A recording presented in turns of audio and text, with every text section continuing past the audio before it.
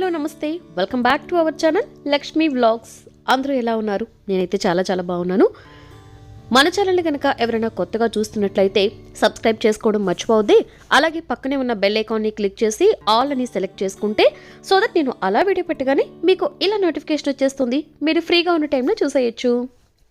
ఇక ఆల్రెడీ మన ఛానల్ని ఫాలో అవుతున్న వారికి అయితే ఈ వీడియో గురించి స్పెషల్గా ఇంట్రడక్షన్ అవసరం లేదు, ఎందుకంటే ఆల్రెడీ పార్ట్ 1 పోస్ట్ చేసేసాను. కాబట్టి ఎవరైనా చూడకపోతే కనుక వెళ్ళి పార్ట్ 1 కూడా చెక్ చేయండి. ఇక కొత్తగా చూస్తున్న వాళ్ళకైతే this is part 2 of Bengaluru palace. అయితే మనం పార్ట్ 1లో ఈ ప్యాలెస్కి సంబంధించి సగభాగం చూసేసాం. ఇక మిగతా ప్యాలెస్ మొత్తాన్ని కూడా మనం ఈ పార్ట్ 2లో చూడబోతున్నాము. ఇక్కడ మనకు చాలా క్యాజువల్గా కనిపించే కొన్ని థింగ్స్ కానీ, లేకపోతే ఈ మార్బుల్ వర్క్స్ కానీ, ఈ కన్స్ట్రక్షన్ కానీ ఇప్పుడు మనకి పెద్ద వింతేమీ కాదు. అసలు టెక్నాలజీ ఏమీ లేని రోజుల్లోనే వీళ్ళు ఇంత బాగా కన్స్ట్రక్షన్ చేయించుకోవడం, వుడ్ వర్క్ కానీ, ఇదైతే చాలా పెద్ద విషయమే అనుకోవచ్చు ఆ రోజుల్లో. ఈ రోజుల్లో అంటే మనం టైం పాస్ చేయడానికి మనకి బోల్డ్ అన్ని ఆప్షన్స్, ఫేస్బుక్ అని, ట్విట్టర్ అని, ఇంకా చాలా చాలా ఉన్నాయి. కానీ రాజుల కాలంలో వాళ్ళకి ఎంటర్టైన్మెంట్కి సోర్స్ ఏంటి? ఇలా పెయింటింగ్స్, లేకపోతే కల్చరల్ యాక్టివిటీసు, ఇంకా జంతువుల్ని వేటాడడం, ఇవే కదా వాళ్ళు ఎక్కువ ఇష్టపడేది. సో ఆ ఇష్టాలని వాళ్ళు ఇలా చిత్రరూపంలో మలిచి చాలా పెయింటింగ్స్ని కూడా ఈ ప్యాలెస్లో వాళ్ళు అలా పొందుపరుచుకున్నారు. అయితే ఒరిజినల్ పెయింటింగ్స్ సగానికి పైగా ఇక్కడ లేవట. బ్రిటిష్ ప్రభుత్వం వాళ్ళు తీసుకెళ్ళి వాళ్ళ మ్యూజియంలో పెట్టుకోవడం జరిగిందంట. కొన్ని ఉన్నాయి ఒరిజినల్ పెయింటింగ్స్. తర్వాత ఇంకా వాళ్ళ వారసుల టైంలో కూడా కొన్ని ఫొటోస్ అవన్నీ తీసుకోవడం జరుగుతుంది కదా, వాటిని ఇక్కడ వీళ్ళు సేవ్ చేసి పెట్టారు. అప్పట్లో ఈ ప్యాలెస్కి ఎక్కువ భాగం కూడా అంటే డెకరేటివ్ ఐటమ్స్ కానీ, ఆ ల్యాంప్స్ కానీ, ఇంకా అద్దకం వేసినటువంటి కొన్ని గాజు అద్దాలు చూసాం కదా అంతకుముందు, ఇవన్నీ కూడా అప్పుడు ఇంగ్లాండ్ నుండి ఇంపోర్ట్ చేసి వాడినవేనంట. ఆ వాల్స్ మీద ఫ్లవర్ డిజైన్ అదంతా గమనించారా? పర్టికులర్గా ఈ ప్లేస్లో ఆర్కిటెక్చర్ అయితే చాలా చాలా బాగుంటుంది. నేను ఫస్ట్ వీడియోలో చెప్పినట్లుగా ఈ ప్యాలెస్లో వందలాది సినిమా షూటింగ్లే కాదు, పెద్ద పెద్ద పొలిటీషియన్స్ అండ్ సెలబ్రిటీస్ పెళ్ళిళ్ళు కూడా చాలా జరిగాయంట. ఇప్పటికీ కూడా మనం ఏదైనా ప్రీ వెడ్డింగ్ షూట్ పెట్టుకోవాలన్నా, లేదా పార్టీస్, లేకపోతే పెళ్ళిళ్ళు, ఇంకా షూటింగ్స్ ఇలా ఏమున్నా కూడా మనం ఏ ప్లేస్లోనైతే చేసుకోవాలనుకుంటున్నామో ఆ ప్లేస్కి రెంట్ పే చేసి మనం యూజ్ చేసుకోవచ్చు అంట. ఇప్పుడు నేను చూస్తున్నాను కదా, ఈ ప్లేస్కి కూడా ఒక చిన్న చరిత్ర ఉంది. అదే వింటూ చూస్తున్నాను. అక్కడ టైల్స్తో చేసిన కింద చక్రం కానీ, దాని చుట్టూ కొన్ని బెంచెస్ ఉంటాయి. అక్కడ కూడా ఒక చిన్న స్టోరీ ఉంది. మనం వింటుంటాం కదా రాతి కట్టడాలని, అంటే ఇవేనా అవి? నాకు కరెక్ట్గా తెలియదు, అందుకే అడుగుతున్నాను. అంటే నేను గమనించినంత వరకు టోటల్ ప్యాలెస్ని చూస్తే రాయి పేర్చి కట్టినట్లు అనిపిస్తుంది కదా. అంటే లోపల కట్టడం అంటే అది వేరనుకోండి, కానీ ఇక్కడ చూసారా వాల్స్ కానీ, టోటల్ ప్యాలెస్ వ్యూ చూస్తే కానీ రాయి పేర్చి కట్టినట్లు అనిపిస్తుంది కదా. ఇదేంటో గెస్ట్ చేశారా ఎవరైనా? నేను మ్యాగీ షూట్ చేస్తూ చాలాసేపు మాకు గమనిస్తే కానీ అర్థం కాలేదు. ఇది వాళ్ళ కాఫీ మిషన్ అంట. చూసారా, అప్పటిది కూడా ఇప్పుడు చూడడానికి పెట్టారు అంటే ఎంత స్ట్రాంగ్గా ఉందో అది. ఇంకా నేను షూట్ చేసింది చాలా భాగం వరకు అయితే వీడియోస్లో యాడ్ చేయలేదు, ఎందుకంటే ఇలాగే అవి రూమ్స్ చూస్తూ పోతూ ఉండడం, ఆ రూమ్స్లో వాళ్ళ పెయింటింగ్స్, ఫొటోసు ఇవి కూడా ఎక్కువ పర్సెంట్ ఉన్నాయి. అవన్నీ మీకు ఎక్స్ప్లెయిన్ చేసే అంత టైము ఉండదు. దట్టు అవన్నీ పెట్టేస్తే వీడియో లెంత్ ఎక్కువైపోతుంది, బోర్ కొట్టేసిద్దని నేను అవి కొన్ని కట్ చేసి మెయిన్ అనుకుని మాత్రమే నేను వీడియోలో యాడ్ చేయడం జరిగింది. ఇంక ఈ రూమ్లో వచ్చేసి మొత్తం కూడా గేమ్స్కి సంబంధించి ఉన్నాయి. అంటే ఇది స్నోకర్ బోర్డు అనుకుంటున్నాను నేను.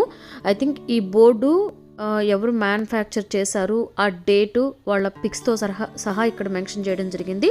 అలాగే ఇంకా ఈ రూమ్లో వాళ్ళు గెలుచుకున్నటువంటి ప్రైజెస్ అండ్ అలాగే వాళ్ళు యూజ్ చేసినటువంటి మ్యూజికల్ ఇన్స్ట్రుమెంట్స్ని ఈ రూమ్లో వాళ్ళు పెట్టడం జరిగింది. అండ్ ప్రతి ఇన్స్ట్రుమెంట్ దగ్గర కానీ, లేకపోతే ప్రతి ఐటమ్ దగ్గర కానీ ఆ ఇయర్తో సహా వాళ్ళు మెన్షన్ చేయడం జరిగిందనమాట ఈ రూమ్లో. ఇది వచ్చేసి ఏదో రష్యన్ పూలట. దీన్ని ఎప్పుడైతే తీసుకున్నారో అక్కడ డేట్ కూడా మెన్షన్ చేయడం జరిగింది. చూసారా, జనవరి 1910లోదట. దాన్ని అసలు ఎలా యూస్ చేస్తారో కూడా అర్థం కాలేదు చూస్తే. ఇక ఆ రూమ్‌కి పక్కనే ఆనుకుని ఈ రూమ్ ఉంటుందనమాట. ఇక్కడ చూపిస్తున్నాను గదా! ర్యాక్స్‌లో అన్నీ గూడా వాళ్ళు యూజ్ చేసినటువంటి క్లోత్స్, అలాగే ఆర్నమెంట్స్ అవన్నీ కూడా ఈ రూమ్‌లో స్టోర్ చేయడం జరిగింది. ఇప్పుడైతే వీటిల్ని చూడడానికి మాత్రమే అలో చేస్తున్నారు కానీ, ఒకప్పుడు వీటిని వేలం వేసేవాళ్ళంట. అప్పుడు స్పెషల్ ఏంటంటే, ఇప్పుడు మామూలుగా 5 గజాల చీరలు, 6 గజాల చీరలు లేడీస్ యూజ్ చేస్తారు కదా! అప్పుడు మాత్రం 9 గజాల చీరలు కట్టుకోవాలని రాజుగారు చెప్పేవారట. ఆయనకి అలా కట్టుకుంటే ఇష్టమంట. ఆ కట్టుకునే ఆ స్టైల్‌లో కూడా కొంచెం తేడా ఉంటుంది కదా! రాణులు అట్లా. సో, వాళ్ళు చాలా బాగా డిజైన్ చేయించి రాజుగారు వాళ్ళ కోసం తెప్పించేవారట.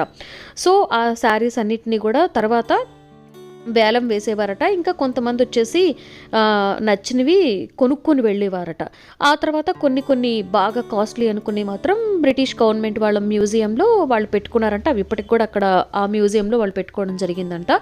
ఇవన్నీ కూడా మాక్సిమం ఆ తర్వాత అంటే ఆ రాజుల తర్వాత ఉంటారు కదా! వారసులు వాళ్ళు యూజ్ చేసిన క్లాత్స్ అవన్నీ కూడా ఇక్కడ స్టోర్ చేయడం జరిగింది. అలాగే వాళ్ళ వస్త్రధారణ ఎలా ఉంటుంది? ఆహ్ ఎటువంటి దుస్తులు అంటే ఆ క్లాత్‌కి ఏదో పేర్లుంటాయి గదా! ఎటువంటి క్లాత్స్‌ని వాళ్ళు ఎక్కువగా యూజ్ చేసేవాళ్ళు, ఫెస్టివల్స్ అప్పుడు ఎలా వాళ్ళు వస్త్రధారణ అయ్యేవారు, అలాగే రాజుల యొక్క వస్త్రధారణ ఎలా ఉంటుంది, అవన్నీ కూడా మనకి ఈ రూమ్‌లో తెలుస్తాయన్నమాట మొత్తం.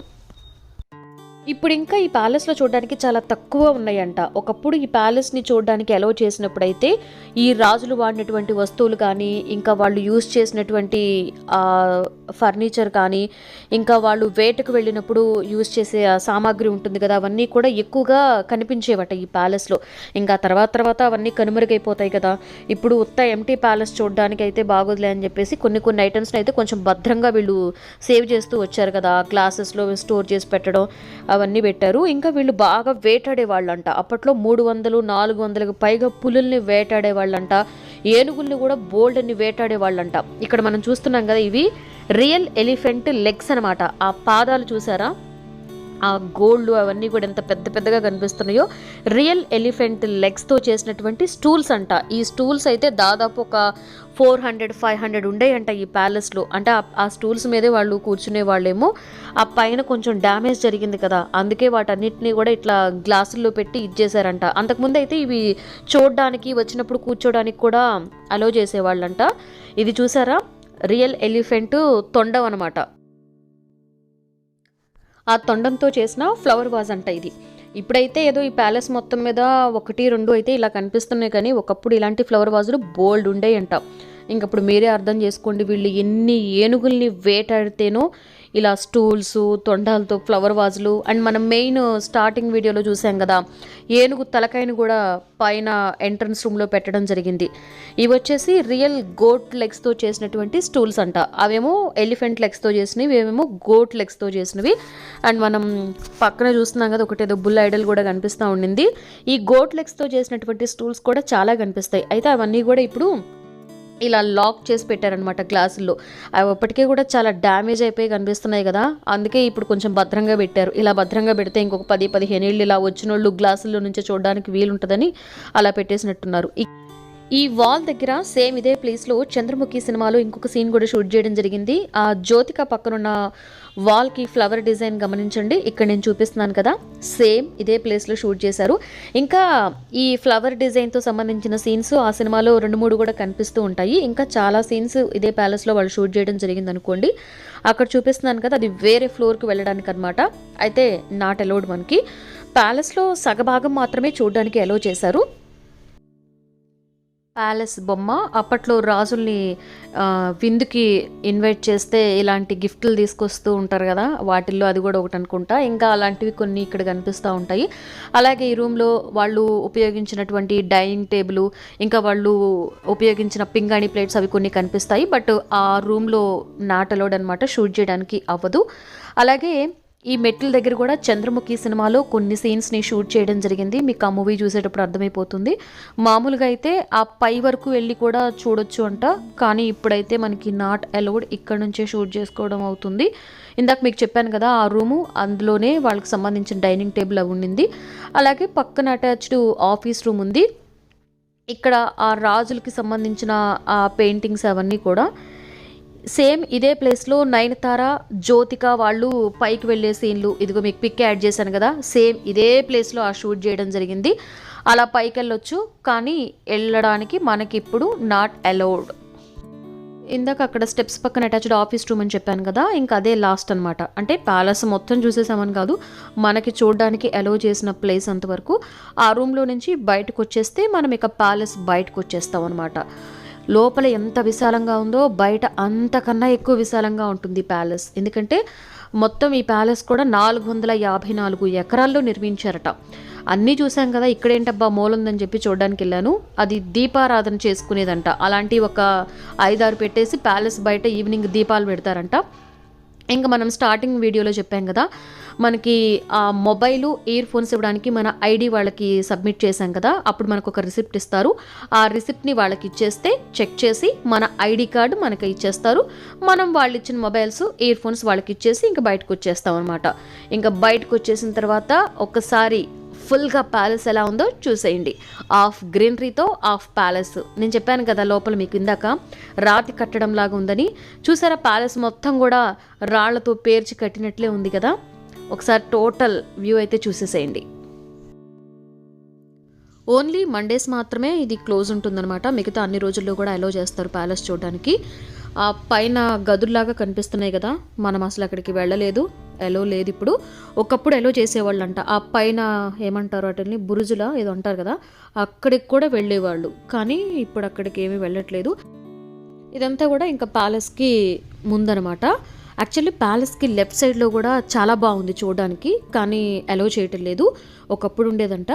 ఇదంతా కూడా ఇంకా ప్యాలెస్ ముందు, అలాగే ప్యాలెస్కి రైట్ సైడ్ మొత్తం కూడా మన వెహికల్స్ పార్క్ చేసుకోవచ్చు. మనం అటు సైడ్ నుంచే ప్యాలెస్ లోపలికి ఎంటర్ అయ్యాం. ఒకప్పుడు ఈ రాజులు దసరా పండుగని బాగా సెలబ్రేట్ చేసుకునేవాళ్ళంట. అప్పుడు ఈ ముందు ఈ ఖాళీ ప్లేస్ అంతా కూడా గుర్రాలతో, ఏనుగులతో నిండిపోయేదంట. వాటికి ప్రత్యేక పూజలు చేయడం కానీ, డెకరేట్ చేయడం కానీ సూపర్ ఉండేదంట అప్పుడు. ప్యాలెస్ బయటకు వచ్చి చూస్తే మనకు ఒక్కసారిగా మొత్తం గ్రీనరీగా భలే కనిపిస్తుంది. ఇక్కడ మనకి ఫిరంగులు కనిపిస్తూ ఉన్నాయి కదా, ఇవైతే ఒకప్పుడు వీళ్ళు ప్యాలెస్ సెక్యూరిటీ కోసం అయితే ఎక్కువగా యూజ్ చేసేవాళ్ళంట. అఫ్ కోర్స్ అప్పట్లో యుద్ధాల్లో కూడా వీటిని ఎక్కువగా వాడేవాళ్ళు అనుకుంటా కదా. ఇంకా అలాగే ఈ ముందుకెళ్తే మొత్తం మనకి పెద్ద పార్కు కనిపిస్తుంది. ఈ పార్కులో బోల్డ్ అన్ని ఫ్లవర్స్, ఇంకా డిఫరెంట్ ప్లాంట్స్ అవన్నీ కూడా మనకి కనిపిస్తాయి. అయితే ప్రీ వెడ్డింగ్ షూట్స్ కానీ, లేకపోతే ఏమైనా ఫోటో షూట్స్ పెట్టుకోవాలంటే ఇక్కడ చాలా రాయల్ లుక్ వస్తుంది అనమాట వాటికి. అలాగే పెళ్ళిళ్ళు కానీ, లేకపోతే ఏమైనా చిన్న ఫంక్షన్స్ చేసుకోవాలన్నా కూడా ఈ ప్లేస్లో బాగా డెకరేట్ చేసుకోవచ్చు. నేను చక్కగా లంచ్ చేసేసి 1కి అలా లోపలికి వెళ్తే మాత్రం సరిపోతుంది. ఈవినింగ్ 4-5 వరకు నిదానంగా మొత్తం చూసుకుంటూ బయటకు వచ్చేయచ్చు. ఇక్కడైతే తినడానికి ఏమీ దొరకవు. అంటే ప్యాలెస్ మెయిన్ సిటీలోనే ఉంటుంది. అలా ప్యాలెస్ బయటకు వెళ్తే మనకి ఫుడ్ అంతా అవైలబుల్ ఉంటుంది. బట్ వన్స్ ప్యాలెస్ లోపలికి వచ్చిన తర్వాత అయితే ఏముండవు ఇక్కడ. ప్యాలెస్లో చాలా మూవీ షూటింగ్స్ జరిగాయని చెప్పాను కదా, అలాగే ప్యాలెస్ బయట కూడా కొన్ని షూట్స్ జరిగాయి. వాటికి సంబంధించిన క్లిప్స్ ఇవి.